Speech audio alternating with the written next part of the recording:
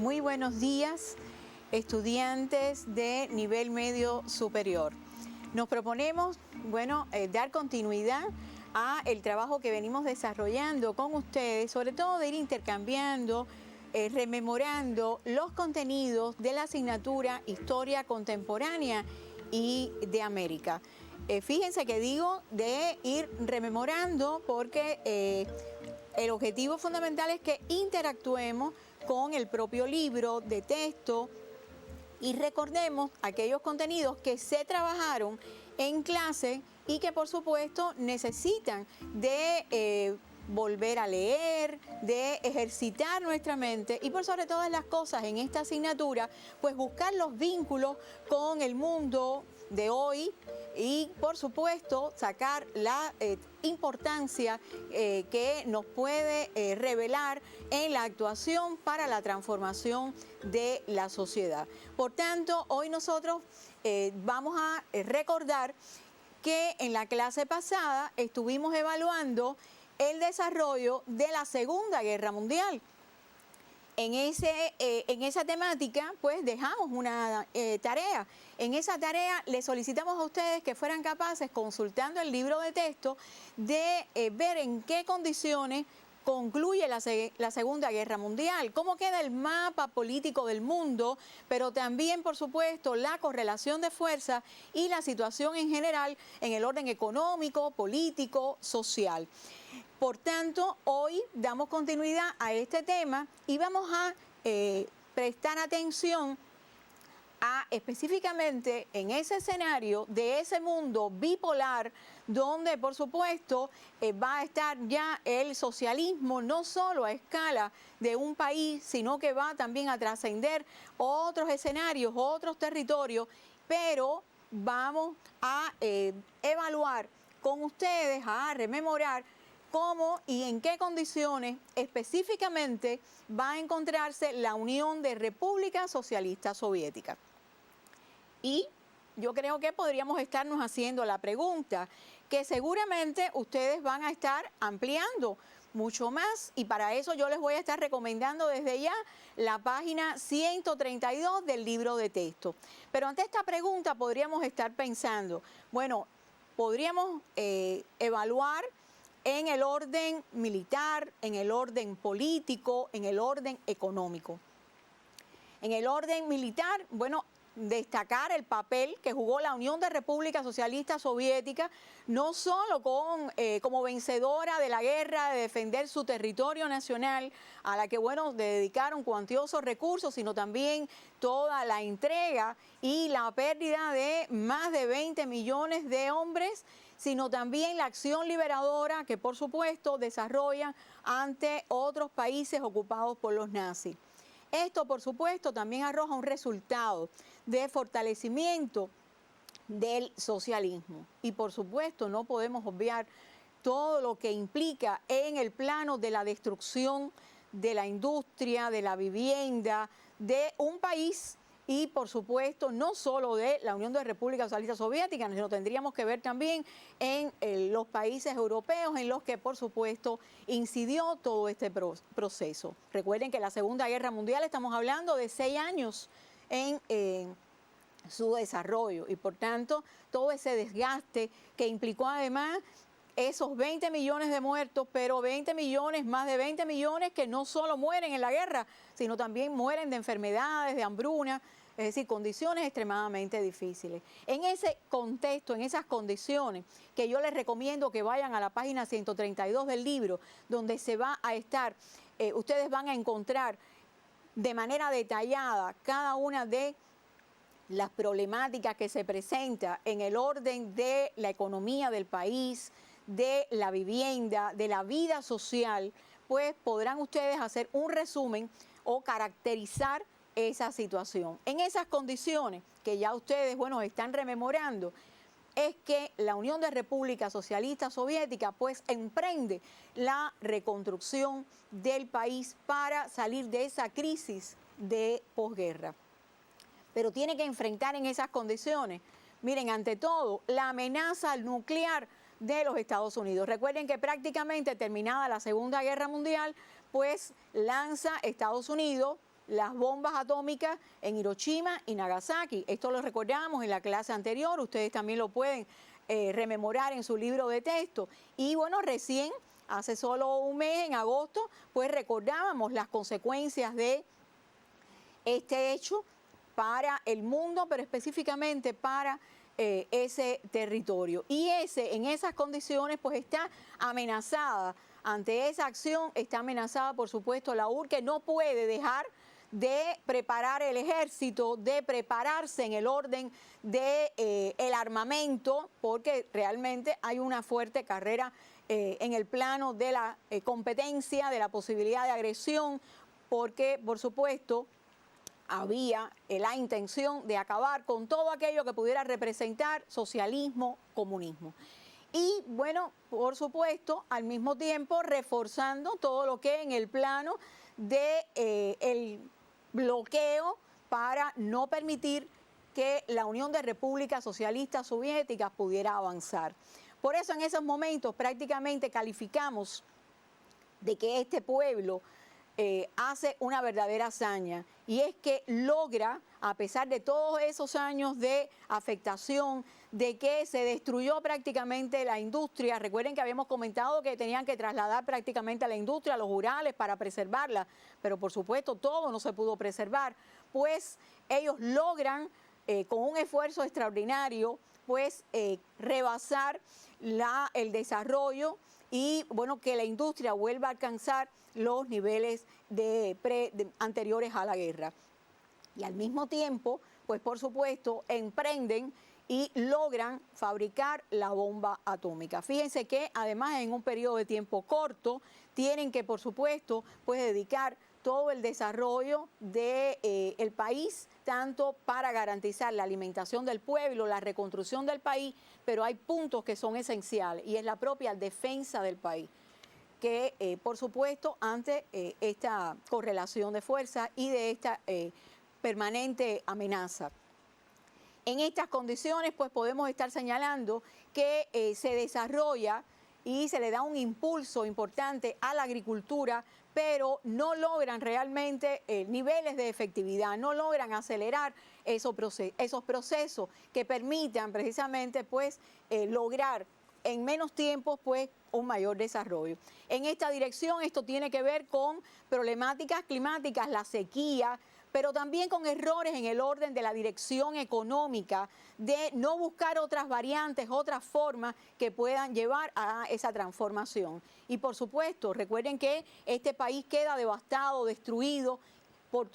no solo la industria, sino las viviendas fueron también destruidas. Y esto lleva también a que en el orden de la población, recuerden que hablamos de la cifra de personas que se pierden, pero fundamentalmente las pérdidas de vidas también son de hombres, y esto nos tiene que llevar también a reforzar todo el proceso de asumir por parte de la mujer otras tareas y también a estimular, después de concluir, salir de la guerra, el nacimiento, y se aplican toda una serie de medidas que contribuyan en ese objetivo. Toda esta etapa hay que destacar un mérito de Stalin que tiene que ver precisamente con liderar la guerra, todo el proceso que además fue muy complejo y que demostró capacidad, entereza para poder llevar adelante él mismo. Y en ese proceso, pues por supuesto, hay que señalar que esto no solo tiene que ver con lo que se hace en el proceso de reconstrucción de la Unión de Repúblicas Socialistas Soviéticas, sino también en la relación con otras naciones. Pero comete errores que van a incidir en el propio proyecto de desarrollo social, que violenta prácticamente la democracia, es decir, se cometen errores de voluntarismo, errores de prácticamente de extremo radical, yo diría extremista, que por supuesto van a afectar el desenvolvimiento y el cumplimiento de principios básicos del marxismo, del leninismo, realmente de la concepción de la construcción de la nueva sociedad. En estas condiciones, pues, ya Stalin, por estos años, está enfermo de una enfermedad penosa, cáncer, y bueno, en esos momentos ya precisamente en febrero del 56, pues se convoca al 20 Congreso del Partido Comunista de la Unión Soviética,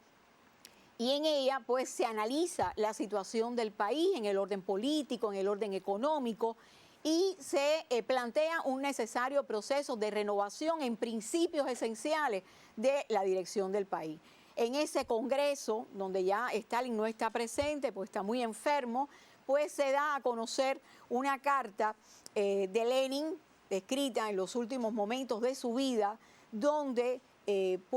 denuncia los abusos de Stalin, los actos de represión, y esto, por supuesto, lleva a un análisis dentro del Congreso, de enjuiciamiento, de análisis, pero por sobre todas las cosas, viendo cómo enfrentar y transformar este orden de cosas profundamente. Ya, bueno, aquí se designa a Nikita Khrushchev al frente del partido y se inicia todo un proceso de desestalinización. Ahí tenemos que recordar cómo hay toda una serie de reclamaciones de personas que, además siendo combatientes, personas que participaron en toda la lucha, sencillamente habían tomado medidas arbitrarias con ellos y habían sido prácticamente separados de funciones, pero también retirados a otros campos. Y bueno, esto lleva a todo un proceso de rectificación, de reevaluar y replantearse la continuidad del socialismo en este país. Por tanto, yo les estoy recomendando que vayan a la página 137, que hace toda una explicación de ese proceso, pero por sobre todas las cosas, recordando que entendemos esto que estamos planteando, que es lo que marca la posición de Stalin, un error que es grave dentro de la construcción del socialismo, que es precisamente el culto a la personalidad, ese exceso de voluntarismo, donde prácticamente, bueno, se ve afectado en esta etapa y, bueno, en negativo para el desarrollo del país. No obstante, ahí, bueno, tenemos también que señalar que sí se da una continuidad de construcción, de fortalecer la economía, aumenta la producción agrícola del país y se produce el lanzamiento, hay un desarrollo, una atención hacia la ciencia del primer satélite artificial de la Tierra. Quizás ustedes han oído hablar y han visto imágenes, sobre todo en días pasados cuando se rememoraba el aniversario también del primer cubano que pudo tener la oportunidad también de ir al cosmos, pero que se lo debemos también a lo que fue capaz de lograr la Unión de Repúblicas Socialistas Soviéticas dentro de todo su quehacer. Y recordemos entonces, y aquí corresponde, bueno, estaba mencionando el caso de nuestro piloto, Arnaldo Tamayo, pero por supuesto la gloria de un primer momento le corresponde a ese primer piloto soviético que fue Yuri Gagarin, que estuvo en Cuba, que compartió con los cubanos, que fue incluso condecorado y que por supuesto logró una extraordinaria hazaña al darle la vuelta al globo terráqueo. Pero no solo Gagarin, habría que recordar también Valentina Tereshkova, también la primera mujer que también logra viajar al cosmos, pero eso por supuesto antes estuvo precedido no precisamente con hombres. Recuerden el caso de la perra Laika, ¿no?, que fue la primera que tuvo esa primera prueba que se pudo desarrollar y que es expresión de ese desarrollo de la ciencia. Hay un incremento del papel de la mujer en la sociedad, la mujer empieza a ocupar esos puestos que son necesarios. Por ejemplo, hay un momento en que predominan las mujeres en la conducción de los autobuses como una tarea que, bueno, es importante en esa etapa. No se consiguió realmente resolver con efectividad, yo les decía, la agilidad que se necesitaban de transformaciones en el orden económico que constituyen freno y que tienen que ver además con el idealismo que va a estar caracterizando esta etapa, donde prácticamente se declaraban a las puertas del comunismo, cuando realmente todavía no se había logrado el desarrollo, no solo de la industria pesada, donde sí hay que reconocer que tienen un importante avance, sino la integralidad del desarrollo en todas las esferas de la vida social. Hay afectaciones en el orden espiritual, manifestaciones en el orden del burocratismo, y eso, por supuesto, también va a llevar a la toma de decisiones incorrectas. Podríamos poner un ejemplo: el sembrar maíz en la Siberia con todo un proyecto, un plan, pero a pesar que se alertó, que se planteó y se analizó de que no daba resultados, que no existían las condiciones, de todas maneras, festinadamente, pues se mantenía, y eso es uno de los ejemplos, no el único, pero que lleva también a afectar. Todas estas decisiones incorrectas, por supuesto, van a afectar a el desarrollo del abastecimiento para la alimentación y en general el desarrollo de los soviéticos. En octubre del 64, bueno, pues es nombrado Brezhnev como secretario general del partido, concluye este periodo de mandato Khrushchev, y se inicia una reforma económica con el objetivo de eliminar, de resolver estos problemas que antes habíamos mencionado. Aquí, bueno, se plantea como en la caracterización, en datos muy concretos, que tiene la economía del 66 al 70. Y vean ustedes cómo hay un incremento de la producción industrial si se compara con el plan quinquenal anterior, pero todavía no es capaz de resolver las necesidades que realmente se tienen en ese momento. El burocratismo, por supuesto, no se resuelve tampoco en esta etapa, a pesar de que fueron de las cuestiones que se discutieron y se evaluaron en el 20 Congreso, y a eso se suman problemas de corrupción, problemas de doble moral, inmovilismo político que se va a mantener y prevalece por un periodo de tiempo, el divorcio entre el partido y las masas, el pueblo, que es una de las cuestiones que también va a afectar en la vida de la sociedad soviética. Aquí, bueno, yo les presento una lámina que les puede ayudar para que ustedes entonces analicen y puedan llegar a sus propias conclusiones, y es el comportamiento del Producto Interno Bruto como resultado de toda la producción que alcanza el país en un periodo de tiempo, en un año, en un quinquenio, y que son objetos de análisis para replantearse las tareas y hacia dónde dirigir la atención. Fíjense que le estamos dando también para que ustedes puedan comparar cuál en el orden de la producción agrícola, cuál en el orden de el Producto Interno Bruto, para poderlo comparar. Y ven ustedes cómo tiene lugar ese proceso de crecimiento que prácticamente diríamos que bastante acelerado. En el 82 muere Brezhnev, lo sustituye Andropov, pero muy pegadito fallece y sustituye Konstantin Chernenko. Esto es una etapa donde los dirigentes soviéticos ya tienen una avanzada edad. Son periodos muy cortos y realmente no se logra pues transformar y avanzar en un momento muy de una fuerte competencia con el capitalismo. Recuerden que estamos hablando de un mundo bipolar, de un enfrentamiento permanente en el orden de dos posiciones ideológicas contrarias, pero donde usted también tiene que ir logrando niveles de respuestas en la transformación que logra como sociedad. En estas condiciones, en este año 85, pues es elegido Mikhail Gorbachev como secretario del Partido Comunista y se inicia un proceso del que ustedes han oído hablar y que también estudiaron, que es precisamente la perestroika. La perestroika que surgió con la intención de perfeccionar el socialismo, pero en ese proceso de desarrollo, pues lo que se hizo fue apartar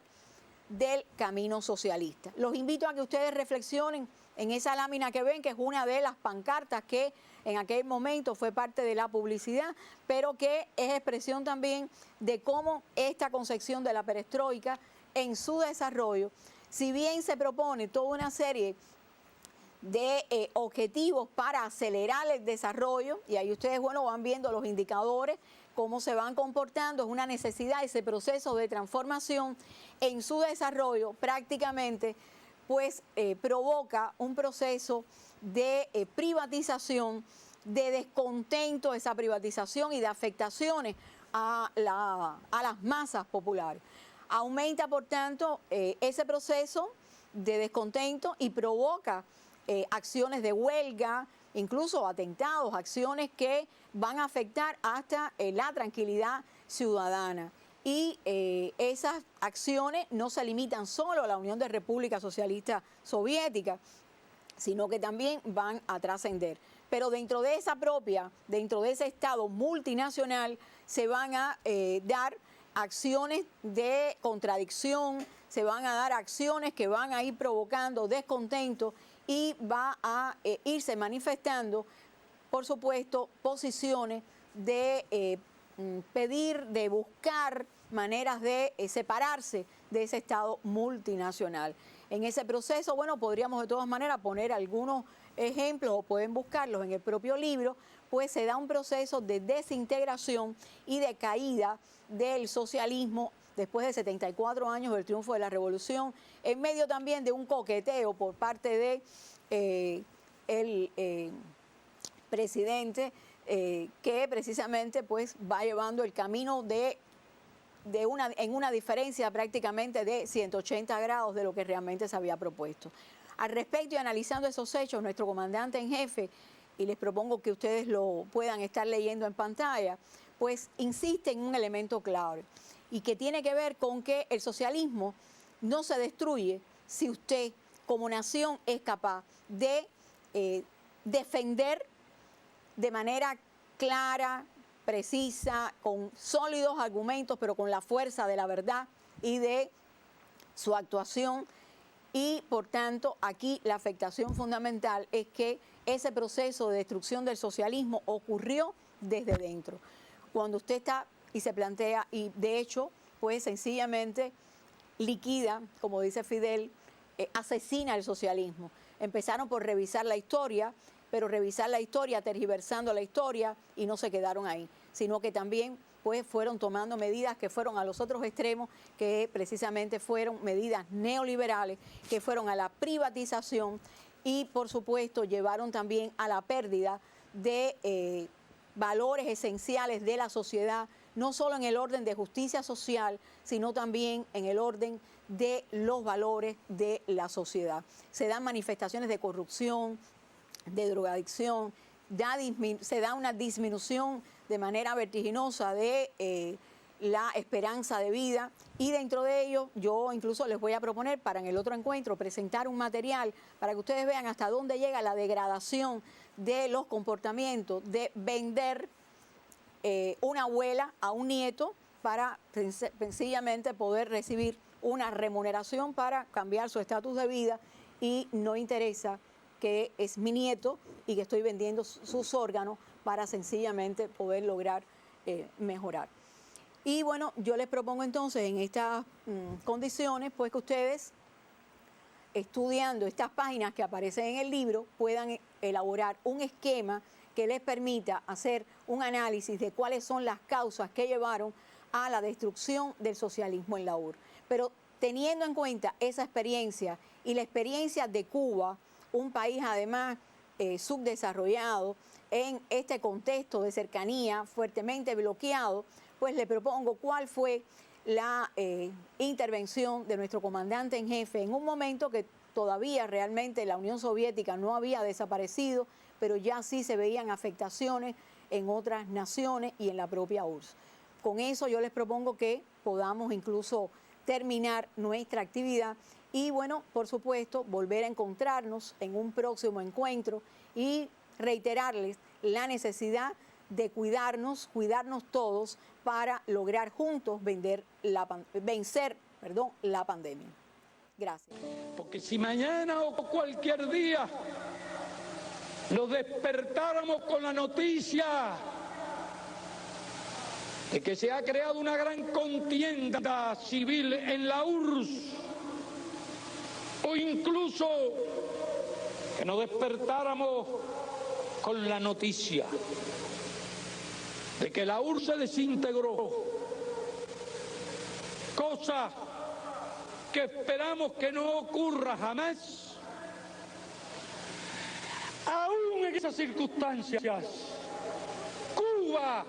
y la revolución cubana seguirían luchando y seguirían resistiendo.